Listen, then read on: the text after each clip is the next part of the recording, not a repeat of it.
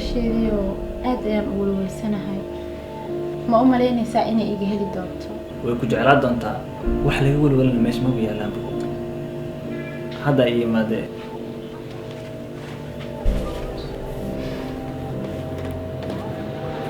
ugu dambeyn hooyo inaan ku arko waa wax fiican. Aroy yeeta gabarta hooyo waa gabar fiican waan iska helnay waan isguursanay marka si tartiib u lahadal yani waan isfahmi doontaa labada insha Allah. aniga waa ogahay lacagtaada jaway rabtaa saas darteed ay kuula joogtaa. Baby waa maxay wax dhacayo? baby isku day waxaad yeelaa soo dhan iskiilahay. Baby waan ku jeclahay. baby jeclahay. Hooyo ma ogeen inaad guriga joogtid. Yanya baagadan shopping-kooda wadana meeqaad ka soo bixis? Hooyo ma ahan waxaan keligay go'aansaday. Yanya waxa aanoo baasaa ma naftaada gelis. Maya hooyo saas wax uma jiraan haba yaraatee. Aniga doqon ii malayn waa aqal gabdhaha yaryar sidaada ah. aad ayaan u faraxsanahay inaan ku arko waxba kama oga ayada arrintan sidaa darteed waa inaan xafidnaa sirtaan waana arki doontaa goor dhow.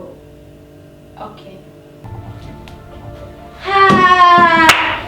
waa ku fahmay waana ku arkay waxaad sheegaysay waana ku maqlaay. ii macnee hooyo waxaa igu aragtay. aniga waxaan ku macnayahay ma jiraan koodhe jaqbahaaga soo aruurso waana sugaysaa intuu igaalkayga ka yimaado oo arrinkan ka ogahayo maaqan aniga waxuu kugu arkay siina joogi maysid gurigana waa baxaysaa ogow aruurso jaqbahaaga. Aroy aad ku aragto horta naagta aniga waaba fahmi waay. walaahi hooyo aniga ku jeclahay iyadana waa xaskayga. Aroy naagtaana turaysa ma baasadaadana duhur cidlahay ku bixisa yaa waxaa kaaga sii darnin islaameed idoo la hadlaysan anigu arkay adiga xabad jow kama ogidi waa kaa qarsan tahay arrinkaas. ninkan ayaa la hadashaa xaaskayga weligeed masmeynayso naas.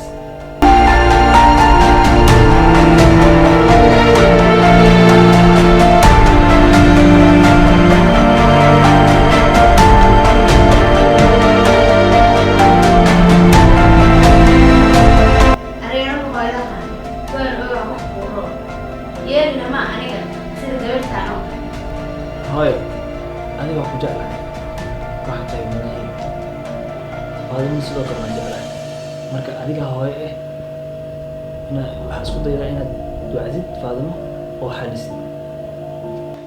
igaalkaygaa tahay hortaagan diidi ma karo waanu tagaa waana soo xalihaya anaa hadda u tagaaya.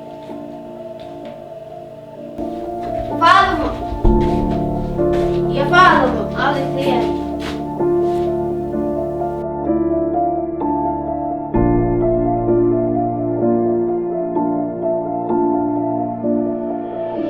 hooyo qalad ayaad ii fahantay. adeega aad arkaysay ee aan waday waxay ahaayeen adeeg aan adiga kugu talagalay oo aan rabay inaan surprise kaaga dhigo. qofka aan taleefanka kula hadlayeen waa wiilkaaga oo aan arinta u sheegay si uu u qariyo ayaan ula hadlayay. aniga aad ayaan kuu jeclahay hooyo mana rabo wax dhib ah ama buuqa inuu darteeda xaafadda ugu dhaco.